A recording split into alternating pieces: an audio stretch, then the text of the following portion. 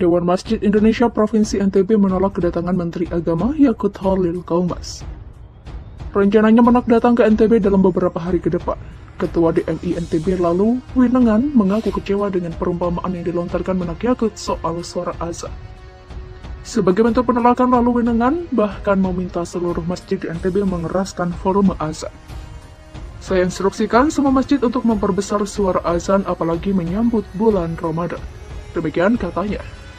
Teman-teman agama lain kami tidak pernah melarang, tetapi perumpamaannya itu yang sangat keliru.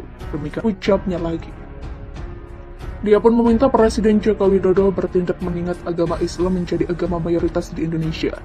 Bahkan tidak sedikit yang meminta Menteri Agama untuk diganti. Kalau Presiden Jokowi tidak segera menindak pada hari Rabu atau Selasa Gus Yakut datang, maka kita sama-sama menolak dia datang ke wilayah kita ini. Demikian ucapnya. Menak analogikan suara masjid dengan gonggongan anjing, Habib Mahdi. Aturannya himbauan, tapi diksinya bikin gaduh. Menteri Agama atau Menak Yakut Khalil Qaumas menjadi perbincangan publik karena pernyataannya yang memberikan analogi suara dari pengeras masjid dan musola dengan gonggongan anjing. Hal tersebut disampaikan Menteri Agama saat berada di Gedung Daerah Provinsi Riau pada Rabu 23 Februari 2022. Dalam kehadirannya, Yakut menjelaskan terkait aturan pengeras suara di setiap masjid dan musola yang tercantum dalam Surat Edaran Menteri Agama Nomor SE 05 Tahun 2022.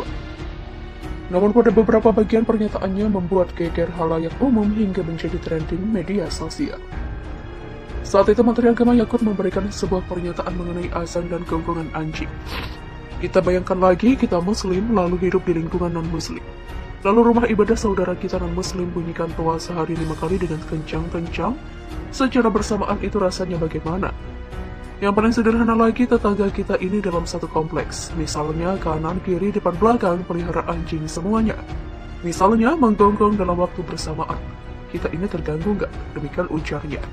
Menanggapi hal tersebut, Sekretaris Jenderal Forum Ukhuwah Ulama Umaru Sumatera Selatan atau FU3SS Habib Mahdi Sahab menilai, sebagai pejabat tinggi negara harusnya Menteri Agama mengeluarkan pernyataan yang tidak menimbulkan kegaduhan. Aturan itu kan sifatnya surat edaran, artinya bukan suatu pemaksaan. Keluarnya juga baru 1 minggu, semestinya jalankan dulu aja, lihat bagaimana respon masyarakat, belum apa-apa sudah mengeluarkan diksi-diksi atau kalimat yang menimbulkan kegaduhan. Demikian ujarnya. Saat pertama kali mendengar berita tersebut, Habib Mahdi mengatakan dirinya mencari tahu terkait video asli secara lengkap. Sekarang sudah beredar videonya, kalau gagal memilih analogi malah jadi blunder. Walaupun niatnya tidak mengarah ke arti tersebut. Tetapi kan ucapannya sudah keluar, demikian sambungnya. Lebih lanjut dia mengatakan aturan terkait masalah speaker masjid bisa dimaklumi semua pihak dan tidak bisa dipukul rata semua daerah. Hal tersebut disampaikan karena melihat kondisi karakter budaya lokal. Semua itu tergantung bagaimana situasi dan karakter masyarakat setempat. Inilah yang namanya keanekaragaman, mau dipaksakan seragam malah jadi blunder. Seorang menteri itu harus bijak, bahasa yang harus keluar juga harus yang baik, ngomongnya diatur, jangan asal ngomong. Demikian jelasnya. Dia pun mengatakan bahwa aturan yang sudah berjalan dan rapi selama ini tetap biarkan dengan kondisi masyarakatnya. Ada yang nyaman hidup bertetangga dengan masjid, malah senang adanya toa itu bisa bangunkan saat subuh. Kalau ada yang tidak nyaman, ya artinya mereka menyelesaikan dengan tempat tinggal. Siap bertetangga dengan masjid, siap juga dengan toanya. Demikian sampainya. Sebagai tokoh agama di Palembang, dia menginginkan antara pemerintah dan ulama memiliki kebijakan yang berjalan seimbang dan selaras. Jangan sampai pemerintah bikin pernyataan dengan analogi yang membuat ulama gerah. Mudah-mudahan ada langkah konkret dari semua pihak. Tidak bisa membiarkan pernyataan-pernyataan seperti ini, perlu adanya evaluasi. Demikian terangnya. Dewan Masjid Indonesia Provinsi NTB menolak kedatangan Menteri Agama Yakut Khalil Qaumas. Rencananya Menak datang ke NTB dalam beberapa hari ke depan. Ketua DMI NTB lalu, Winengan, mengaku kecewa dengan perumpamaan yang dilontarkan Menak Yakut soal suara azan. Sebagai bentuk penolakan, lalu Winengan bahkan meminta seluruh masjid di NTB mengeraskan volume azan. Saya instruksikan semua masjid untuk memperbesar suara azan apalagi menyambut bulan Ramadan. Demikian katanya. Teman-teman agama lain kami tidak pernah melarang, tetapi perumpamaannya itu yang sangat keliru. Demikian ucapnya lagi. Dia pun meminta Presiden Joko Widodo bertindak mengingat agama Islam menjadi agama mayoritas di Indonesia. Bahkan tidak sedikit yang meminta Menteri Agama untuk diganti. Kalau Presiden Jokowi tidak segera menindak pada hari Rabu atau Selasa, Gus Yakut datang. Maka kita sama-sama menolak dia datang ke wilayah kita ini. Demikian ucapnya. Mendak analogikan suara masjid dengan gonggongan anjing, Habib Mahdi. Aturannya himbauan, tapi diksinya bikin gaduh. Menteri Agama atau Menak Yakut Holil Qomas menjadi perbincangan publik karena pernyataannya yang memberikan analogi suara dari pengeras masjid dan musola dengan gonggongan anjing. Hal tersebut disampaikan Menteri Agama saat berada di gedung daerah Provinsi Riau pada Rabu 23 Februari 2022. Dalam kehadirannya, Yakut menjelaskan terkait aturan pengeras suara di setiap masjid dan musola yang tercantum dalam Surat Edaran Menteri Agama Nomor SE 05 Tahun 2022. Namun pada beberapa bagian pernyataannya membuat geger halayak umum hingga menjadi trending media sosial.